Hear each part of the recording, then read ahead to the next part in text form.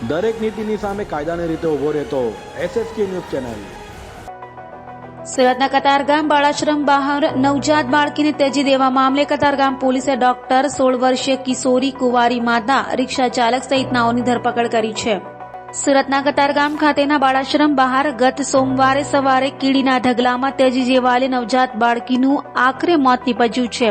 ગંભીર હાલતમાં તરછોડી દેવાયેલી બાળકીને સારવાર માટે સિવિલ હોસ્પિટલમાં દાખલ કરવામાં આવી હતી, જ્યાં સારવાર દરમિયાન મંગળવારે તેનું મોત નીપજ્યું હતું। ત્યારે કતારગામ પોલીસે તપાસ કરતા મહારાષ્ટ્રની 16 વર્ષીય કિશોરી કુંવારી માતા બનતા બાળકીને ત્યજી દેવામાં આવી હોવાનું જાણવા મળતા પોલીસે ડોક્ટર, મહિલા રિક્ષા ચાલક, 16 વર્ષીય કિશોરી સહિતનાઓની ધરપકડ કરી કાયદેસરની કાર્યવાહી હાથ ધરી હતી।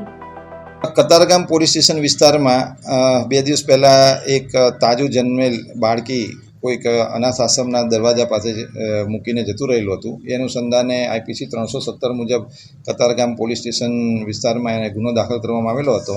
સારવાર દરમિયાન આ તાજી જન્મેલી બાળકી મૃત્યુ પામતા 304 IPCનો ઉમેરો કરવામાં આવેલ છે અને આ બાળકીને કોણ છોડી ગયેલું એ અનુસંધાને કતારગામ ડિસ્ટાફની ટીમે મહેનત કરેલી હતી અને ઘણા બધા CCTV ફૂટેજને અનુસંધાને તપાસ કરતાં એક રિક્ષા ધ્યાનમાં આવેલી હતી અને રિક્ષાના ચાલકની પૂછપરછ કરતાં આખો ગુનો ડિટેક્ટ થવા પામેલ છે, જેમાં મહારાષ્ટ્રની અંદરથી એક દંપતી છે, એની દીકરી છે।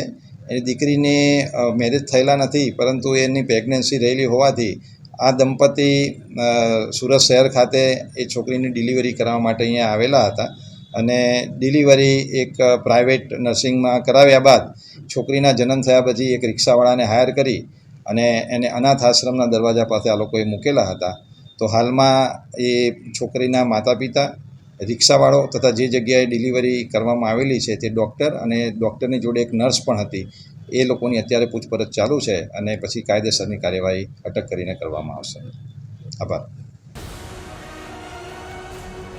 દરેક નીતિની સામે કાયદાની રીતે ઊભો રહેતો SSK ન્યૂઝ ચેનલ।